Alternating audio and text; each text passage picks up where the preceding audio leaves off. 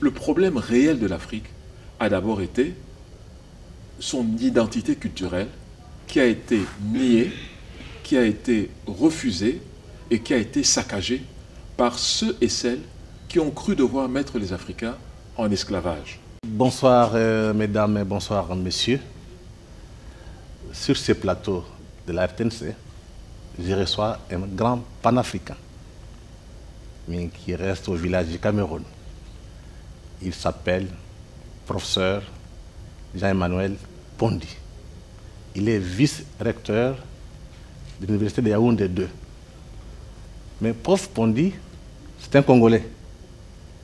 Il a été ici avec son père qui était ambassadeur. Il est parti de Kinshasa, il avait 19 ans. Donc ça fait plus de 30 ans, 40 ans que le prof Pondi, Emmanuel, Jean-Emmanuel, n'est pas passé de Kinshasa. Donc c'est la première fois, 19 ans, quand il avait 19 ans, c'est la première fois qu'il arrive à Kinshasa. Cette fois-ci dans le cadre d'une conférence panafricaine qu'on organise le 14 août 2021. Bonsoir professeur. Bonsoir. Prof, moi d'habitude j'ai dit on ne fait pas des émissions. On ne fait pas des émissions comme telles, mais on fait des discussions. Très bien. Une discussion entre intellectuels, congolais et africains. Prof, qu'est-ce qui vous amène à Kinshasa alors que vous êtes parti il y a 19 ans? Quelles sont les images qui vous restent encore dans votre mémoire? C'est avec beaucoup d'émotion que je reviens à Kinshasa, Kin Label. Et je suis parti, je n'avais que 19 ans.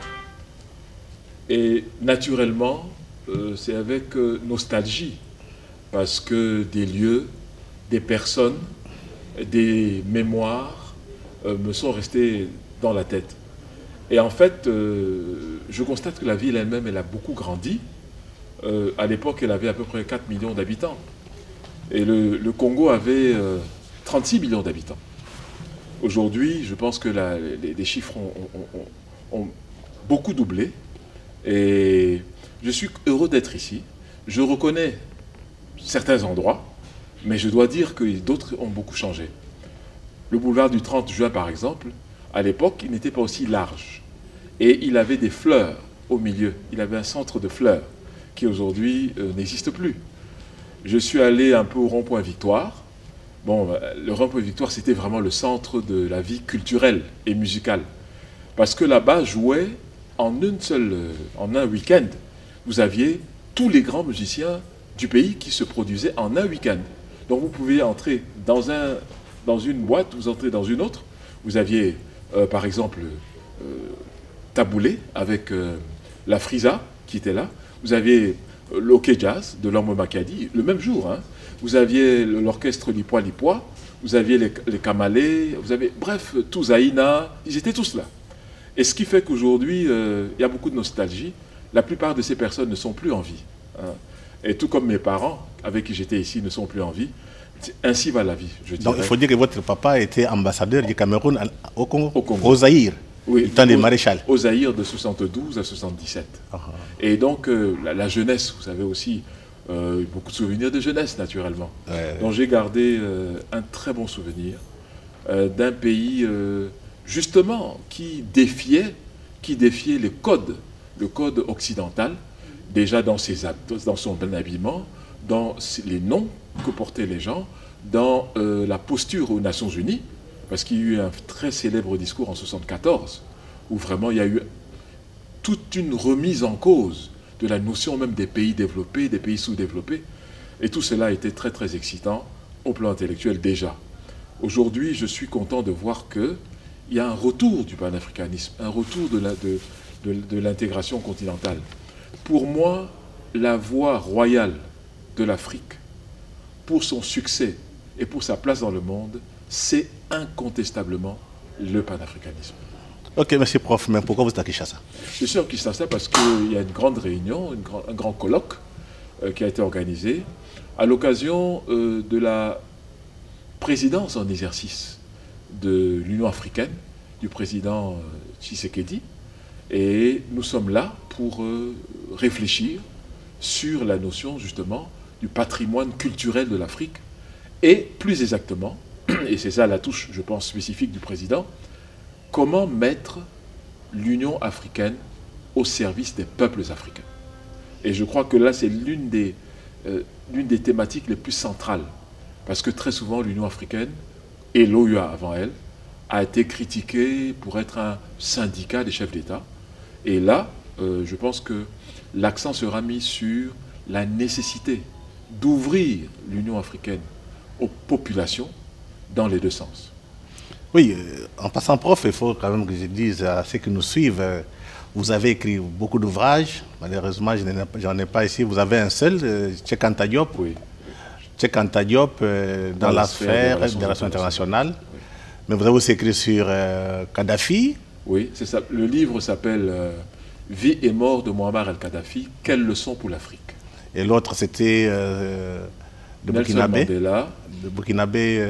Thomas Sankara et oui. L'émergence de l'Afrique au XXIe siècle.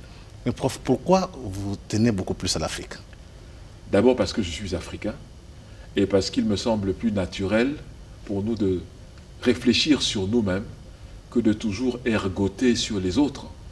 Je pense que les autres continents ont suffisamment d'experts pour s'occuper de leurs problèmes. Il n'est pas mauvais que nous nous concentrions sur l'Afrique parce que justement nous avons un manque de littérature dans tous les domaines en Afrique. Et vous-même, vous avez beaucoup écrit sur les questions africaines, de géopolitique africaine, de politique africaine. Et je crois qu'un livre ou une analyse ne sont jamais de trop. Nous avons besoin vraiment de fixer la pensée africaine par nous-mêmes, sans exclure les autres. Mais nous devons être au centre de notre propre réflexion. Telle est ma conviction. Et prof, sur ce plateau, nous allons discuter de la charte de la Renaissance culturelle africaine, parce qu'on a l'impression que cette charte n'est pas tellement connue des Africains, et puis ça traîne, les autres chefs d'État africains n'en parlent pas, tout comme les intellectuels africains. On voudrait savoir les contenus pour que notre peuple, que les peuples africains sachent à quoi sert cette charte et qu'est-ce qui est dedans. Professeur, on peut avoir quand même une certaine idée. Bien sûr. Sur les conditions d'élaboration. Ça s'est passé dans quelles conditions? Bien sûr. La charte à laquelle vous faites référence s'appelle la charte de la Renaissance culturelle africaine et elle a été adoptée à Khartoum, au sommet de l'Union africaine de Khartoum, le 26 janvier 2006. Donc on peut aussi dire la charte de Khartoum, ça renvoie à la charte culturelle de la Renaissance culturelle africaine. Mais elle fait suite à un autre document tout aussi important qui, lui, date de 1976, qu'on appelle donc la charte culturelle de l'OUA de Port-Louis, donc c'est-à-dire c'était à l'île Maurice. Alors pourquoi la nécessité d'avoir une charte culturelle? Parce que le problème réel de l'Afrique a d'abord été son identité culturelle qui a été niée, qui a été refusée et qui a été saccagée par ceux et celles qui ont cru devoir mettre les Africains en esclavage. Dès que vous le faites, le besoin se fait jour d'expliquer qu'en fait, ce ne sont pas des êtres humains que vous avez mis en esclavage, ce sont des sous-êtres humains. Donc il fallait qu'on leur portât la contradiction, naturellement. Montrer que non seulement l'Afrique est source de culture, mais c'est la plus vieille culture humaine sur la Terre. Ok, mais ça c'est les conditions dans lesquelles on a adopté cette charte. Mais, prof, le contenu. Voilà. Alors, quand vous prenez la charte de 2006, parce que c'est sur celle-là qu'on va surtout discuter, oui. Le préambule de la charte commence par dire que malgré l'esclavage, malgré la colonisation, la culture de l'Afrique est restée résiliente et présente et debout. Ce qui n'est pas toujours le cas de toutes les cultures. Il y a des cultures qui ont été annihilées, mais la culture de l'Afrique non seulement est restée présente, mais s'est multipliée sur tous les 5 continents. Donc c'est le début, si vous voulez, du préambule de cette charte. Ouais. Maintenant, on ne va pas parler de toute la charte, mais je me suis concentré sur 3 aspects importants. Quand vous prenez l'article 7, alinéa 1 et 2 de la charte, je crois que vous l'avez devant vous, vous allez voir qu'il est préconisé. L'article 7. Oui, alinéa 1. Ah, donc c'est sur le titre 2, diversité culturelle, identité et renaissance africaine. Voilà. Ok. Donc, les États africains s'engagent à œuvrer pour la renaissance africaine. Voilà. Il convient de la nécessité d'une reconstruction de la mémoire et de la conscience historique de l'Afrique et de la diaspora africaine. Voilà. Deuxième alinéa. Il considère que l'histoire générale de l'Afrique, publiée par l'UNESCO, constitue une base valable pour l'enseignement de l'histoire de l'Afrique et recommande sa large diffusion, y compris dans les langues africaines, et recommande en outre la publication de versions abrégées et simplifiées de l'histoire de l'Afrique pour les grands publics. Voilà. Alors, est-ce que les États africains le font? Malheureusement, la réponse est non. Pourquoi? Or, c'est bien prescrit, c'est bien indiqué, et la question devient celle de savoir pourquoi. Est-ce qu'un peuple peut avancer dans l'ignorance de sa culture, dans l'ignorance de son passé, dans l'ignorance même de son essence existentielle? Ce n'est pas possible.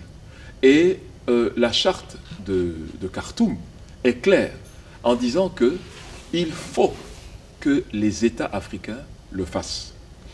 Et en plus, la charte revient même à l'histoire générale de l'Afrique, qui, elle, a déjà été publiée en 8 tomes. Donc ce n'est pas quelque chose qu'il y a à faire, c'est quelque chose qui est déjà présent. Tout ce que l'on demande, c'est de prescrire ces enseignements, ces volumes, c'est-à-dire ces livres, dans les curricula africains. C'est ce qui n'est pas fait. D'où la nécessité pour nous ici, où nous sommes, justement de rappeler ces dispositions, de dire qu'il s'agit de la survie intellectuelle de l'Afrique. Les 8 tomes de l'histoire générale de l'Afrique partent de l'Afrique dans les temps les plus anciens jusqu'aux années 70-80. Et je pense que là se trouve la clé, justement, du cheminement de l'Afrique comme étant la base de l'humanité. Tant qu'on ne comprend pas cela, tant qu'on réfute ces réalités, on a tendance à aller dans des oui-dire, alors que tout ceci est scientifique. Ceux qui ont écrit l'histoire générale de l'Afrique ne sont pas que des historiens africains.